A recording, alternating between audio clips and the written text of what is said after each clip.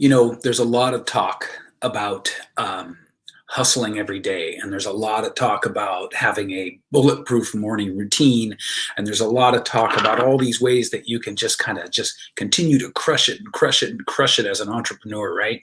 I'm sure you're familiar with that stuff. And there's value to those things. There's value to driving yourself and to pushing yourself.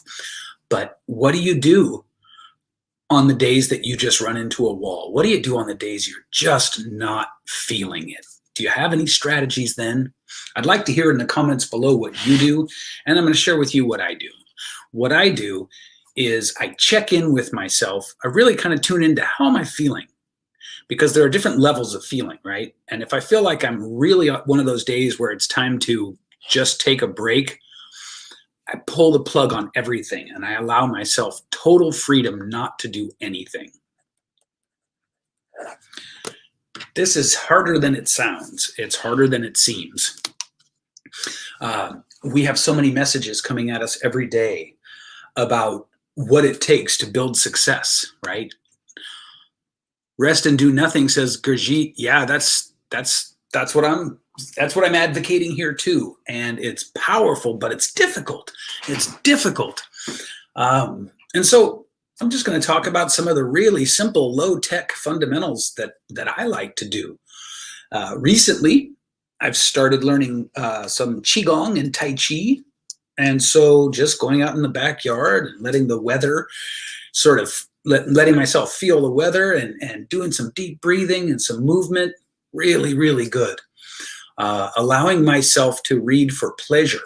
That's a big one, because typically for me, all the reading I do is very business driven. It's very focused. It's about learning new stuff, and reading for pleasure, of course. Well, that it's its own reward without question. Allowing myself to sit around, just to really sit around, which is funny because for me, because of the way I work and the nature of my work, a lot of my work is done just laying around the house or walking, or I don't do a whole lot of my work in this desk that I'm at now to talk to you. I do a lot from my phone, but there's a difference between working while you're like sitting on the couch or out in the front yard or something, and sitting on the couch or out in the front yard and not working. You know what I mean? And so sometimes when you're just having that off day, I would suggest to you that you need to have some sort of a determination, a benchmark of when is this really just an off day? What does that feel like? When is it not something you push through? And then when it's not something you push through, for me, that winds up oddly being about every 9 days. So I'm trying to discipline myself actually to just take a break every 7 days so that my own rhythms can be with the rhythms of the week.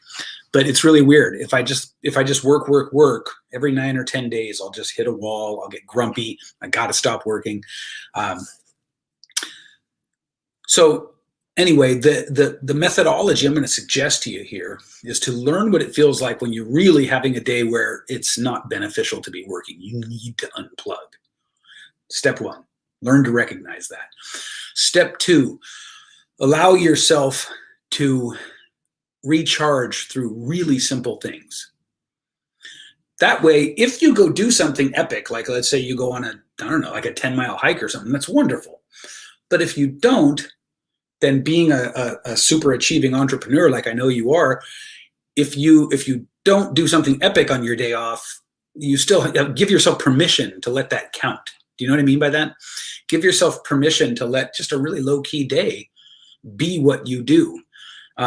This has been a very powerful perspective shift for me, and it's allowed me to recharge through simpler activities. Because I used to think that, if I did take a day off, I had to do something epic with it. You know what I mean? Yo, Joey, what's up, man? And it's not always the case. Sometimes I can't. There's like, there's nothing that's easily accessible that's epic to do. It's like my recharging used to need to be as like focused as my work. And there's a kind of insanity in that. You know what I mean? So step 1, really learn to identify inside of yourself what constitutes, like what your energy level, your mood levels and stuff like that. What constitutes day off feelings? Identify that. When you hit that, really give yourself permission to let the simple things recharge you. And I find that it is very much a matter of just giving yourself the permission to do it. Epic resting is epic. Yes, Dave. Well, Dave, you would know. We should actually just have you on here talking about this stuff, because living well is your specialty.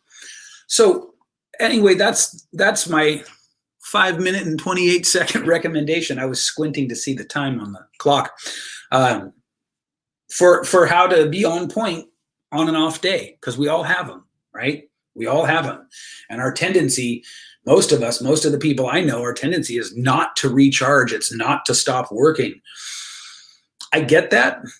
I do that, but it's better. It's far better on our psyches and on our emotions and on our bodies if we do rest. So this has been my moment of Zen for you guys today.